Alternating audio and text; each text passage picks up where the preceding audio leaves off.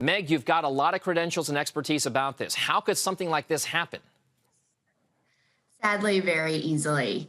All it takes is one weak link. And if you're not constantly testing your system and looking, as they say in this InfoSec community, under rocks, then this is going to continue to happen absent a couple of very important international agreements on ransomware by governments that are allowing these actors to carry out attacks from within their borders. So from a critical infrastructure standpoint, I mean, I've referenced it before. This is very Hollywood-esque. There was a Die Hard movie about it one time about using and attacking cyber infrastructure as well. This is something that we're going to be dealing with for years, decades to come. What needs to be done, and what's the critical infrastructure that needs to be protected aside from our energy and pipeline assets? Well, there's a long list of about at least 16, and they range from the finance sector to chemicals to healthcare to food and water. We are a really big country with a thriving private sector that runs most of those pieces of critical infrastructure. And as referenced in the hearing yesterday, and I'm sure will come up again today, each of those organizations increasingly relies on computer networks. So the scale is immense. And complexity is the enemy of cyber defense. The more tools and applications layered on top of these systems, and we've seen that increase exponentially during COVID, the harder it is to keep track of. All you need, as I mentioned, is one vulnerability that a bad actor can exploit to get into the system. And the trick is to make sure that bad actors can't get any further. And some companies are getting better at that than others, but we really need to change the mindset for these companies.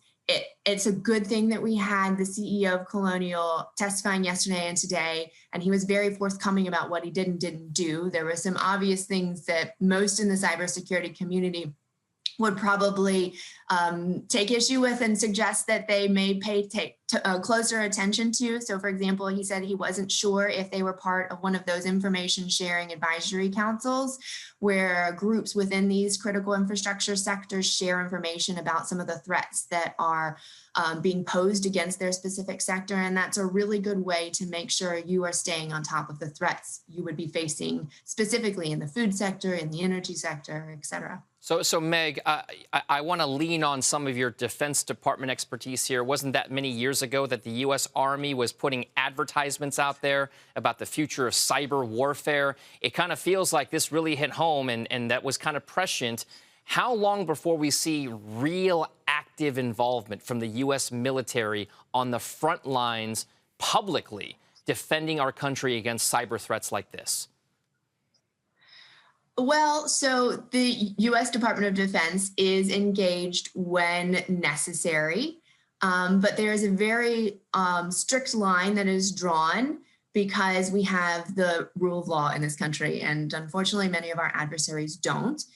We have some very strong capabilities in the private sector as well as in the Department of Defense, and I think that that is something that most people forget, is that even if we had our best cyber actors in this country addressing some of the threats that we are seeing, we still need to sit side by side with the private sector.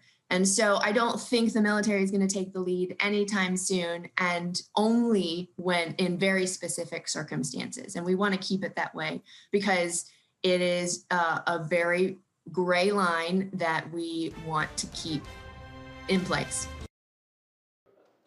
Shepard Smith here. Thanks for watching CNBC on YouTube.